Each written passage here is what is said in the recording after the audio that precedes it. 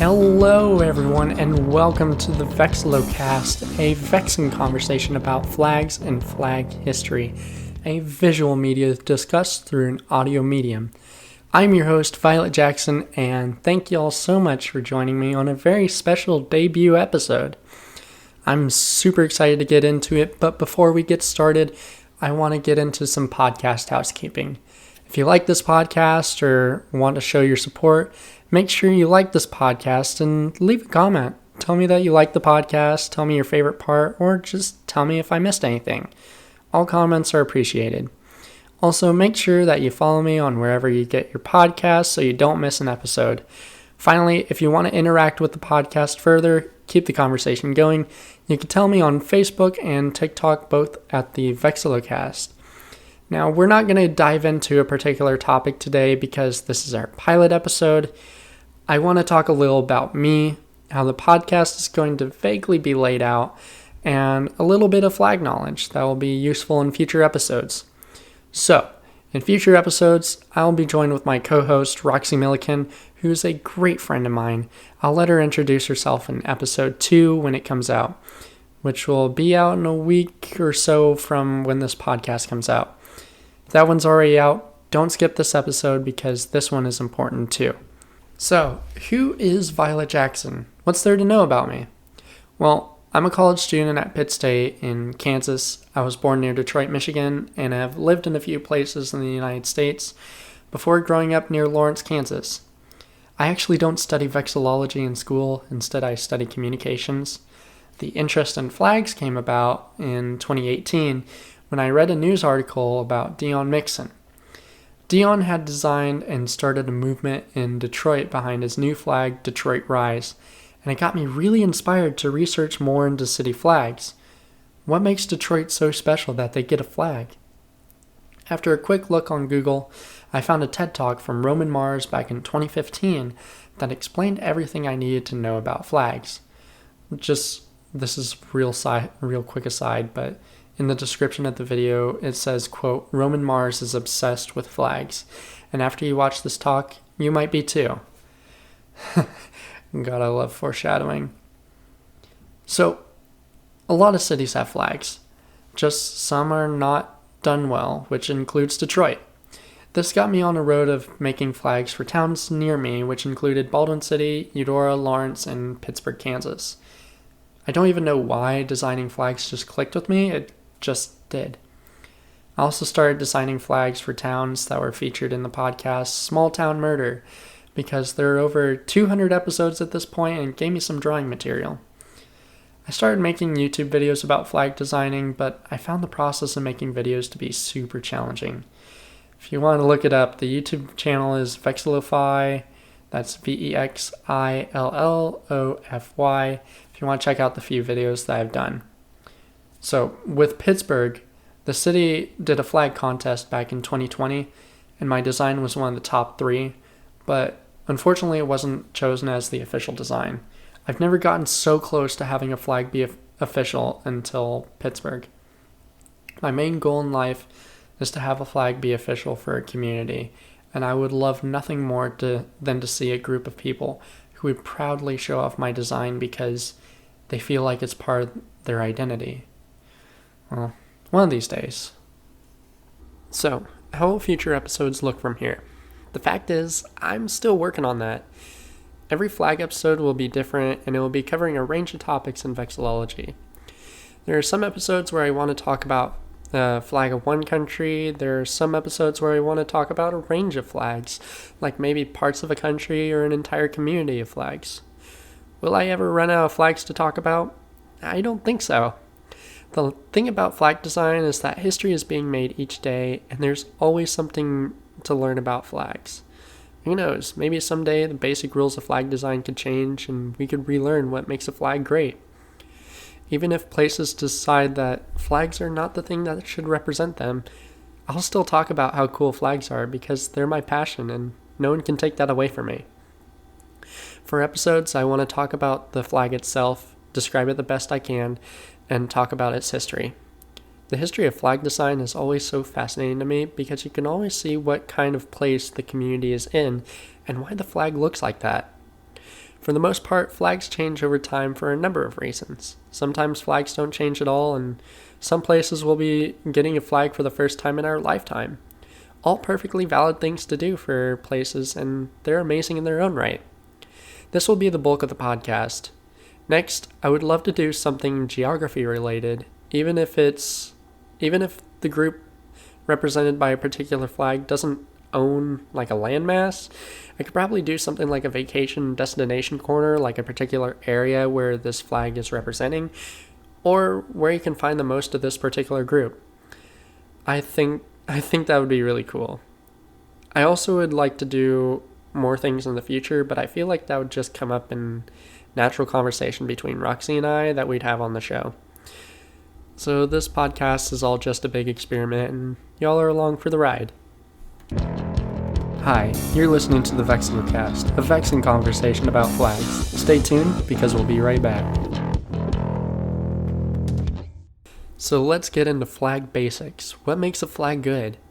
So there's a little pamphlet that goes briefly into how to design a good flag. It was created in 2006 by Ted Kay, who's the current secretary of NAVA, which is short for the North American Vexillological Association. The short book is called Good Flag, Bad Flag: How to Design a Great Flag. There are many examples of what a good flag looks like and what a bad flag looks like, which we'll get into in a moment. But let's get into the rules of what makes a good flag. The first rule is to keep it simple. Most flags are minimalistic in nature, and they should be so simple that a child could draw them from memory. A great example of a simple recognizable flag is the flag of Japan, which is a white field with a red circle in the middle. The flag symbolizes that Japan is the land of the rising sun. The second rule is to use meaningful symbolism. The flag should of course relate to what it's symbolizing.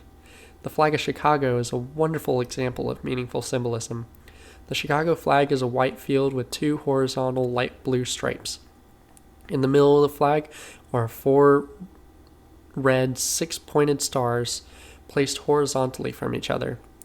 The white stripe on the top represents the north side of Chicago, the central white stripe represents the west side, and the bottom white stripe represents the south side of Chicago. The blue stripes represent the north and south branches of the Chicago River.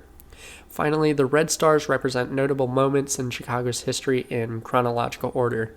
The first represents Fort Dearborn. The second represents the Great Chicago Fire in 1871. The third represents the World Columbian Exposition in 1893. And the final star represents the Century of Progress Exposition in 1933. The really cool thing about this flag is that it's evolved since its initial unveiling in 1917. It actually started with two red stars, which represented the Chicago Fire and the Columbian Exposition. In 1933, the third star representing the Century of Progress Exposition was added, and finally the last star of Fort Dearborn was added in 1939 and was placed first on the flag. The third rule of good flag design is to use 2 to 3 basic colors. That's pretty self-explanatory, but a lot of flags break this rule of simplicity, and sometimes a flag can get really cluttered. A good example is the flag of New Mexico. It's a yellow flag with a red Native American symbol, which is called the Zia Sun. It is an open circle with 4 lines or rays coming out of each the top, bottom, left, and right sides of the circle, making 16 rays in total. These represent the 4 directions, north, east, south, and west, the 4 phases of life, childhood, youth, middle years, and old age, the 4 seasons, spring, summer, fall, and winter, and the 4 parts of the day, dawn, daylight, dusk, and dark. The red and yellow represent the conquistadors who, quote-unquote, discovered the Americas. I love that part of American history where white people just sail over to the Americas, plant their foot on a rock, and are just like, guys, we discovered this cool land, and Native Americans just look at them confused like, dude, chill, we've been here for years. I could go on about that section of history, but anyway. Fourth rule of good flag design, which I feel is most important, is do not put any lettering or seals on the flag. No, don't ever do that. It's A pet peeve of mine, which I cannot stand when flags do this. Don't put words on flags. Don't put the dang seal on a flag. A seal is what you put on official documents and stuff, not a flag. It looks so cluttered and unoriginal. I can't stand it. It's horrible. I want to give an example of like a good flag that doesn't do that, but like any flag without a seal or lettering is a good flag. A bad example is most state flags, like my home state, Kansas. God, it sucks. Just don't do that. So the final rule on good flag design is to be distinctive. You should be able to pick the flag out in a group of flags. A good example of a distinctive flag is the Jamaican flag. The Jamaican flag is a yellow St. Andrew's cross or a saltire, which is a diagonal cross that makes an X on the flag. On the left and right of the cross is black, and the top and bottom is green. It's the only country flag in the world that does not use the colors red, white, or blue. The black represents the strength and creativity of the Jamaican people. The gold represents the natural wealth and sunlight on Jamaica. The green represents hope and abundant agricultural resources. Okay, now, I know that was a lot, but here's the thing. Like any creative endeavor, it's completely subjective. Rules can be broken. The LGBTQ plus flag has 6 colors: red, orange, yellow, green, blue, and purple.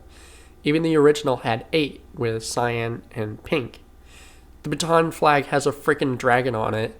The California flag has a detailed bear and the words California Republic on it, yet I see merch of it just everywhere, even in Kansas. There's many possibilities to make a great flag, and there's a lot of creativity in designing flags. So with the next episode, we're going to dive in a little deeper into flag design and bring Roxy on the show. You're going to love her. She's amazing. So, thank you so much for listening to the Vexillocast. I'm your host, Violet Jackson, and it's produced by me, Violet Jackson, and the music is V's Vexillology by Jade, Weston. If you like this episode, make sure to tell us and follow us on wherever you get your podcast. Tell a friend about our podcast, or heck, tell a stranger, tell an enemy, do what you want. Make sure to also follow us on Facebook at the Vexillocast and on TikTok at the Vexillocast. The next episode will be out soon. With that, Violet, signing off.